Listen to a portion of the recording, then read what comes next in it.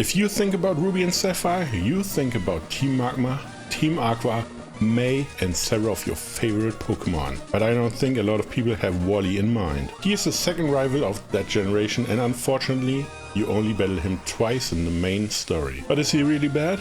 I don't think so. That's why I want to find out. Can Wally beat Pokémon Ruby and Sapphire as a Hardcore Nuzlocke? What is a Hardcore Nuzlocke? The rules are in the description, but in short, if the Pokémon faints, it's dead.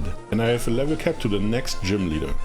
Birch always forgets to take Pokemon with him, and the little Poochyena used that fact to its advantage. Fortunately, I am here and I have to choose a starter. Trico is the start of choice. That way May has a trusty Torchic, and because Wally actually used one in the manga series. Technically it's Emerald's Trico, the character, not the game. The start is the usual: beat up the rival, get the Pokédex, get some Poké Balls, get the running shoes. These are amazing, the best addition to the Pokemon games ever.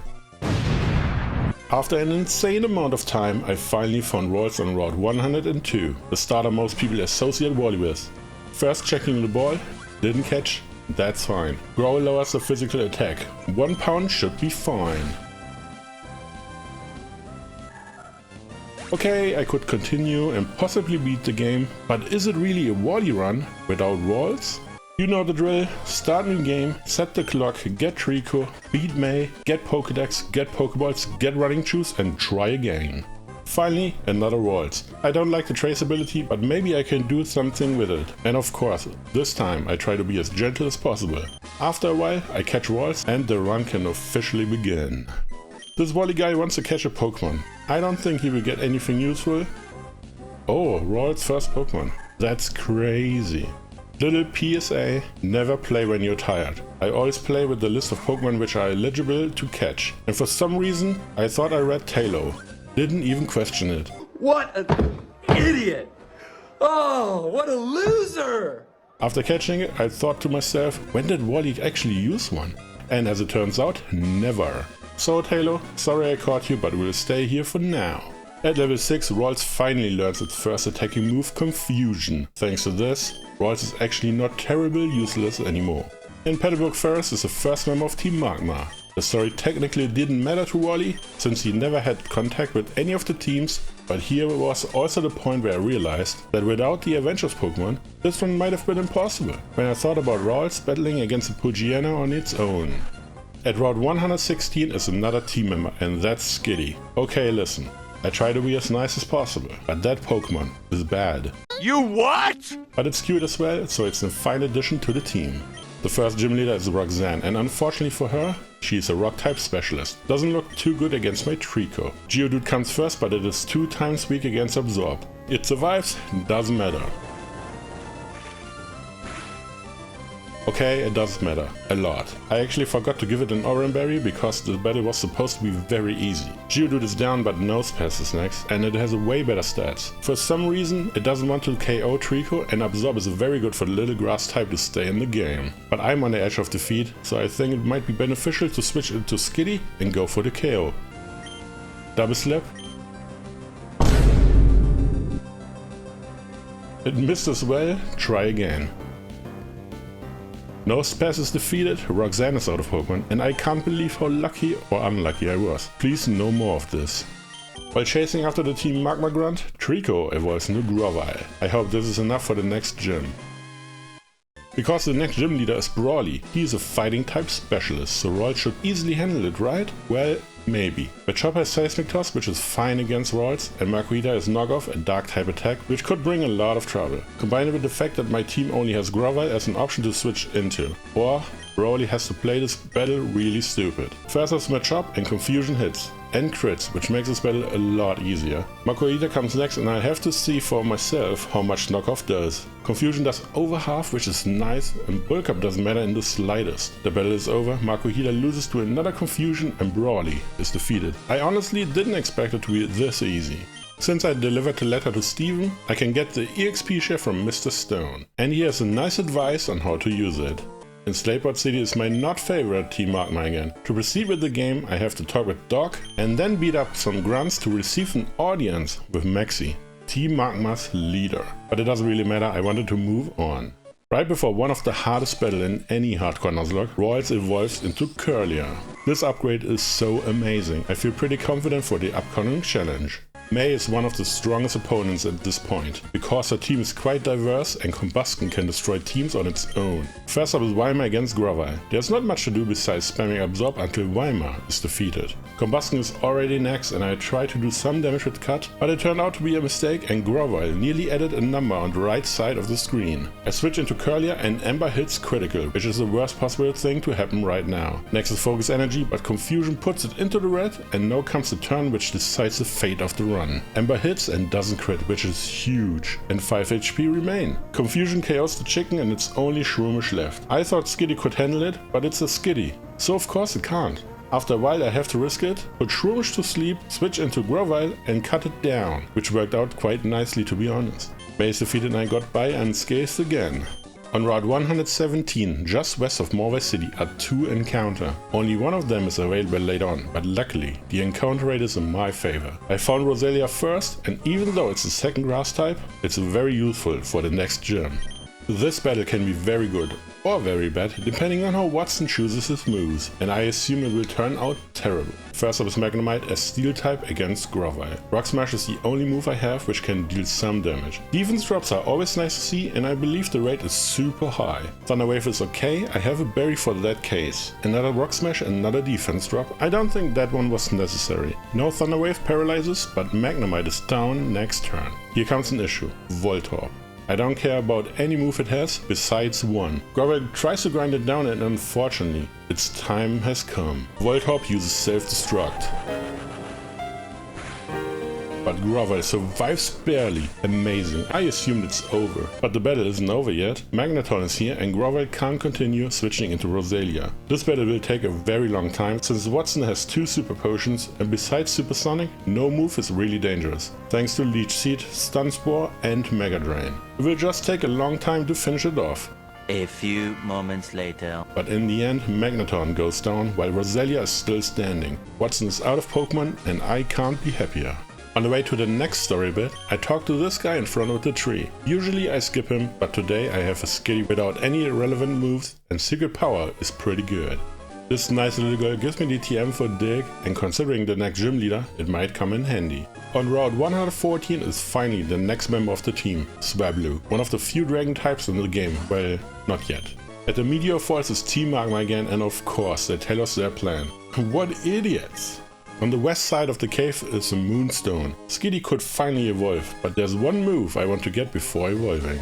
At long last, back to Route 101, I equip the Mako Brace to Skitty and start grinding those Poochyena and Zigzagoons for some juicy attack and speed effort values. That way Skitty might be able to deal some damage later on.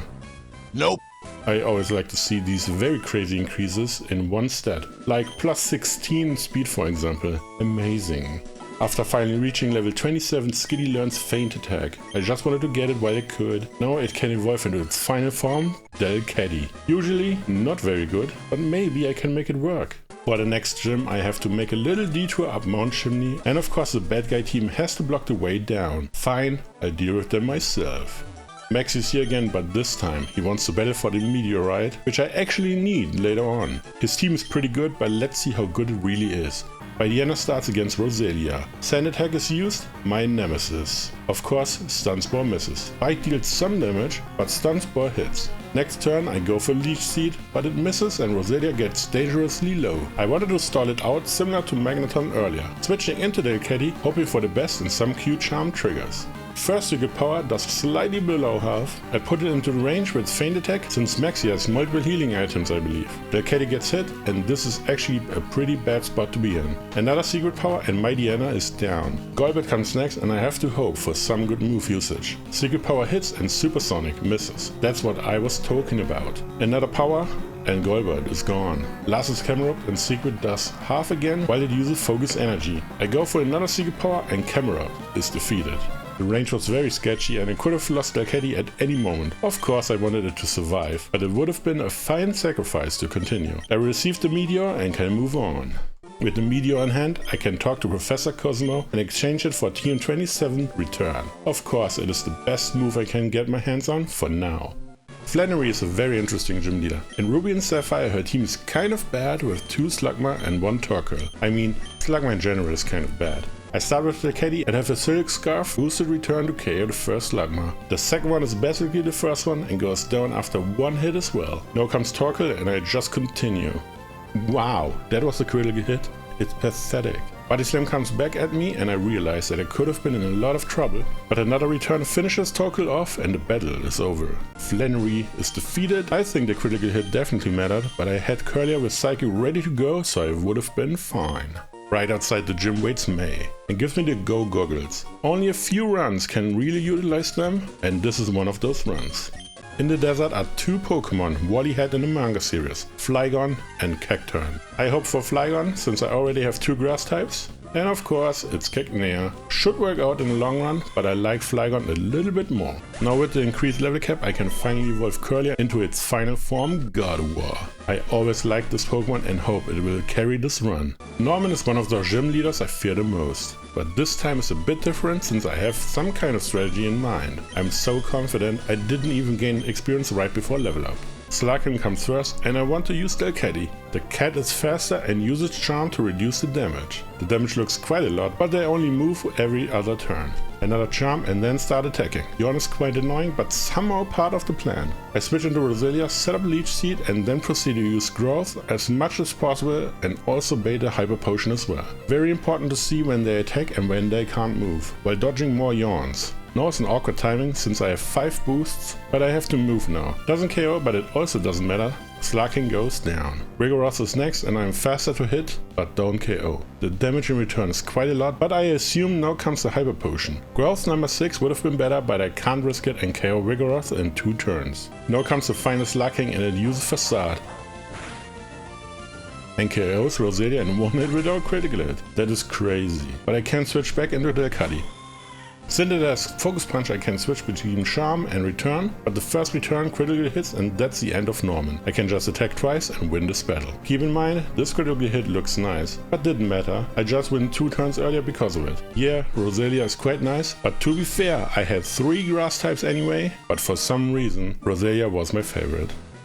As a thanks for beating up my dad, I received the HM03 Surf from Wally's uncle. That is a bit confusing, but let's pretend everything is fine. With Surf, I can get quite a lot of stuff. First off Petalburg City, I surf until I find a new teammate, Meryl. In Omega Ruby and Alpha Sapphire, Wally had an Azumarill in his team at the Battle Mason. That's good enough for me to use it. Watson has a little quest for me. He wants me to go to his basement and destroy his computer, since he has some questionable material on it. For that, he hands me the basement key. While being there, another encounter is available, Magnemite, one of Wally's staple Pokemon, and let's be honest, I can already hear the next gym leader quivering in her boots. Watson is so happy that I helped him. He gave me the TM24 Thunderbolt, even though I think he helped me more than he can imagine. South of Slayport City is the abandoned ship, and on here is the TM13 Ice Beam, easily one of the strongest moves in the game. Before moving on to the second part of the game, I evolve Meryl into a Azumarill, and of course Magnemite into Magneton. The team looks very strong right now, and unfortunately there's only 1 encounter left. The rival already waits for me, to give me some juicy experience right before the next gym leader. But the bridge is occupied by Team Magma. I'll beat the ringleader up and receive the Mystic Water as a gift. May wanted to ambush me, but I was already prepared. She starts with Wildmar against my Gardevoir, and since the whale can't really do anything against my Psychic type, I can set up 2 Comb Mines and then proceed to use Thunderbolt to KO the water type. Next is Shroomish, but with 2 buffs already, a Psychic is all it took to destroy the grass type. Last is Combustion, but part fighting is really bad right now, and I win while using only 1 Pokemon. May isn't even phased, as if she knew that she will lose, and gives me HM02 Flying as a reward, which I actually can't use yet since I have a badge to get. Before I can enter the gym, I have to talk to Steven about the Pokemon, which I can't even see. It's Kecleon. Why am I even talking about it? Actually, Wally had a Kecleon in the manga series, but I don't know how to really utilize it, so I probably won't use it. My strategy first involved Magneton against Winona, the flying type specialist, but I decided against it since Altaria has Earthquake and Magneton is allergic to ground type attacks. That leaves Gardevoir again. Swallow comes first, and since NPCs in Pokemon games love double team, I assume she will be using this move as long as possible. I use Calm Mind in the meantime until the first damaging move happens, and then use Shockwave to defeat Swallow. Thunderbolt is also available for a fast KO, but I'm not sure if I can beat Altaria in one hit without Calm Mind. Pelipper is next, and of course I forget that Pelippers always use Protect first, but 2 turns later the Water Bird is defeated. Skarmory has no chance whatsoever against Thunderbolt. Last is Altaria, but nothing noteworthy. Gardevoir is faster, hits with Psychic so hard that Winona is out of Pokemon, and I can finally use Fly outside of battle. At the top of Mount Pyre is the Team Magma boss again, stealing some orb from the elderly. How can you be such a bad person? Not even I would do that. In Lily City is the rival again. This battle is technically optional, but maybe I need to use the department store. Her team is really weak, so I just use Gardevoir, Calm My Mind twice, and then start to sweep her team. Very unfortunate that in this game, this is the last rival battle. Not even fully evolved team. I wonder if they originally planned to have another battle later on, but for some reason didn't use it. Anyway, rival defeated, department store freed. Now visit Slateport City to see Team Magma stealing the submarine. Then enter Magma's hideout in Lily Cove City, beat up the guy in front of the submarine, see how it escapes in front of your eyes, and head east to find the next gym. Before entering, I evolved the last 2 Pokemon in my team. First is Swablu into Altaria, basically from actually useless to very strong Pokemon. And then Grovyle into Sceptile. I think this one is a bit controversial since Wally never had a Sceptile in the manga series, but I don't care. This is the only double battle gym leader in Hoenn, and actually the only mandatory double battle. I thought that Azumarill and Altaria would be enough, that's why those are the only Pokemon at level 42 while everyone else is at 38, but as it turned out, Sunny Day can be very annoying. The battle overall was quite easy, just pumping damage. I was just a bit confused why Steel Wing always hit, thought it has like 75% hit rate, but it was actually Iron Tail with that low hit rate, so it worked out fine. Tate and Liza are out of Pokemon, and I can start the final act of the Gen 3 story. Get the HM dive from Steven west in Mossdeep City. Travel south until you find this weird ring thingy on Route 128. Dive here to enter the cave. Here's the submarine. Never forget to pick up TM26 Earthquake and finally face Maxi for the last time of the run.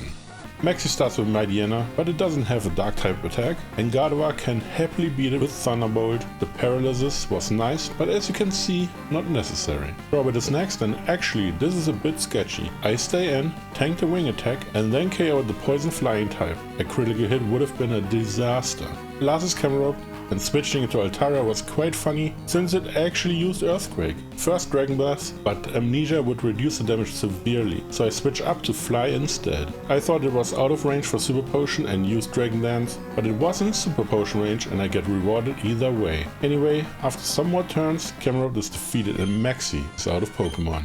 Here starts the final act of the story, leading up to the battle against Groudon in Zootopolis City. Groudon is a legendary Pokemon, which would make the rest of the game seem like child's play. Unfortunately, Wally never had one, and I just flee from the battle as the Rattata I am. That somehow saved the world from destruction. Pokemon logic. The last gym leader is Wallace, the water type specialist. But I first need to figure out how these ice puzzles work. Wallace has 2 problems with my team. First is Magneton, and the second is Sceptile. I start with Magneton against Love-Disc, and Thunderbolt, sponsored by the Marvel Game Corner, is a nice move to KO it. Whiscash is next, and Magneton can't do anything here, but Sceptile can, tanking Earthquake and removing the groundwater type with 1 Leaf Blade. Celio is here and has Aurora Beam, which Magneton resists, and of course Magneton can hit back hard with Thunderbolt. Seeking can't do anything here anyway and gets destroyed in 1 hit as well. Last is Melodic, and this one actually survived Thunderbolt, but it doesn't matter, just grinding down 2 Hyper Potions and win right after.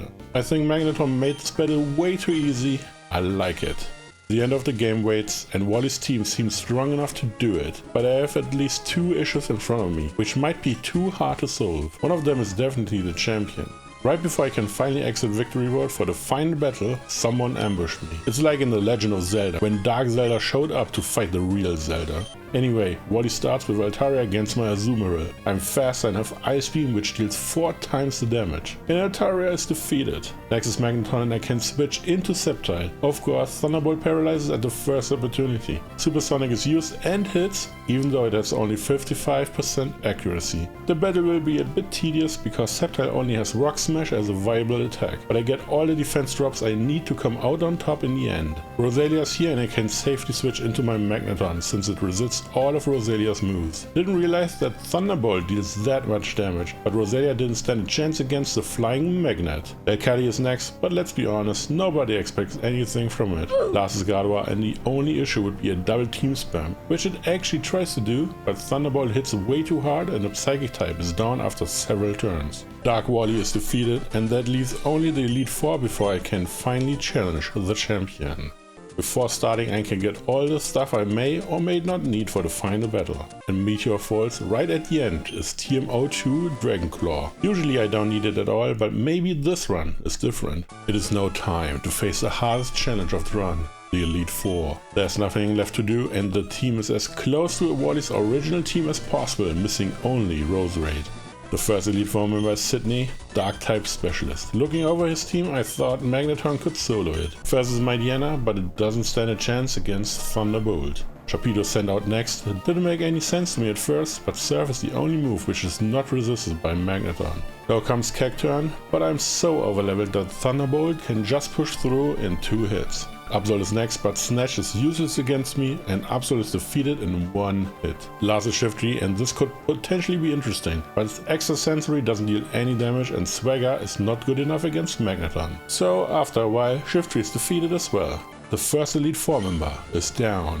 Phoebe is a Ghost-type specialist, and I thought maybe Delcatty could show at least that it isn't completely worthless. Spoiler, it won't. First is Dusclops and I want to check Shadow Ball's damage. It does about half. But why does a physical move drop special defense again? Confused Ray is reason enough for me to switch out into Sceptile. Future Sight is used, but Dusclops goes down after 1 Leaf Blade. The second Dusclops comes in and it has Ice Beam. So I switch out into Azumarill, getting hit by Future Sight as well. Surf does about half and I don't want to see a full restore. So Ice Beam it is. Also Freeze, nice. How do we eat berries while frozen? Anyway, hit a low again and thought up to only get Azumarill nearly dead. Another hit and the ghost is down. Banette is next and I switch into Magneton hoping for at least half HP with Thunderbolt, but KOs instead. Okay, Magneton just deals too much damage. Sableye is down in 1 hit as well. Second Banette is similar to the first one and goes down too. Phoebe is defeated and Magneton shapes up to be the MVP of the run.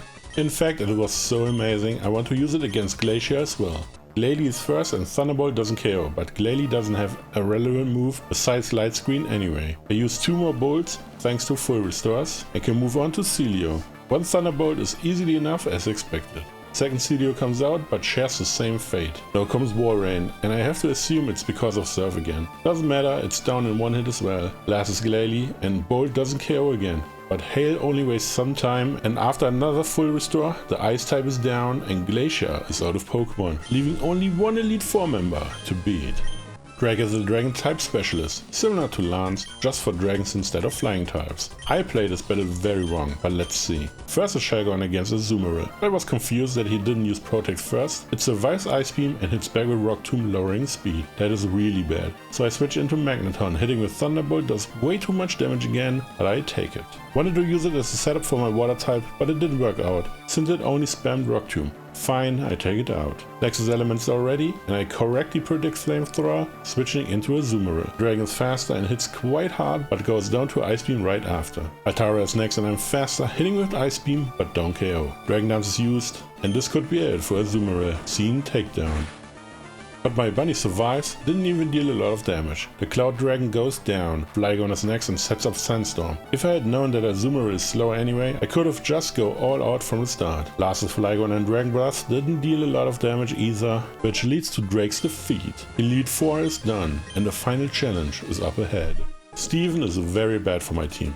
I don't have enough counters for him, and that's why this battle is so important. Not only did I go through all this hardship to face him here, but this battle will also answer the question if Wally is strong enough to beat Pokémon Ruby and Sapphire as a Hardcore Nuzlocke. Steven is here and wants to see my team in the dirt, but I won't make it easy for him. First up is Skarmory against my Magneton, and as you can imagine, one Thunderbolt is enough to bring down the Steel Bird. Next is Aggron, and in hindsight maybe I should have gone for it, but I switched out into Sceptile tanking Earthquake. Brick Break is double super effective, dealing 4 times the damage, but the Steel Rock survives to use a pitiful Earthquake again, going down a bit afterwards. Now comes Cradley, and of course I go right back to Magneton negating Sludge Bomb. Thunderbolt hits and crits, which sounds amazing, but I'm not too sure right now, and Confuse Ray is easily disabled thanks to Person Berry. Another ball doesn't KO and I get confused, which is fine since I can freely switch out now anyway. Gardevoir comes out while Cradley is patched up. Psychic hits for a lot of damage and Engine Power does not activate the boost, which is huge. I have to gamble on another miss and go for Shockwave, bringing it into range for Psychic, and it worked out. Cradley goes down, one of the biggest headaches Steven has to offer is defeated. Claydol is next, and it's an easy switch into Sceptile, seeing Earthquake being used. Leaf Blade deals a huge amount of damage and the doll uses Light Screen, but it's not enough to survive another Leaf Blade. Armaldo enters the arena and I have to make a sacrifice, going in with Brick Break to remove the Light Screen, sacrificing Sceptile for the greater good, so to speak. The small price to pay for salvation. My Water Bunny is ready for some action and Surf hits to KO Armaldo, leaving only Metagross, Steven's ace. I don't think switching will do any good and go for Surf, and it deals less than half, but Earthquake is not a big deal either. I try to be cute and go for Hydro Pump, but it doesn't KO, and Azumarill goes into the low HP thanks to Psychic. Silver Spirit activates and basically ruins Steven's day, because it is now out of range for another full restore, and Azumarill can go in for the kill with Surf, leaving Steven out of Pokemon and gives the title over to Wally. The question since the start was if Wally is able to beat Pokémon Ruby and Sapphire as a Hardcore Nuzlocke, and the answer is yes, he can. Thank you for watching, have a wonderful day, and I see you next time.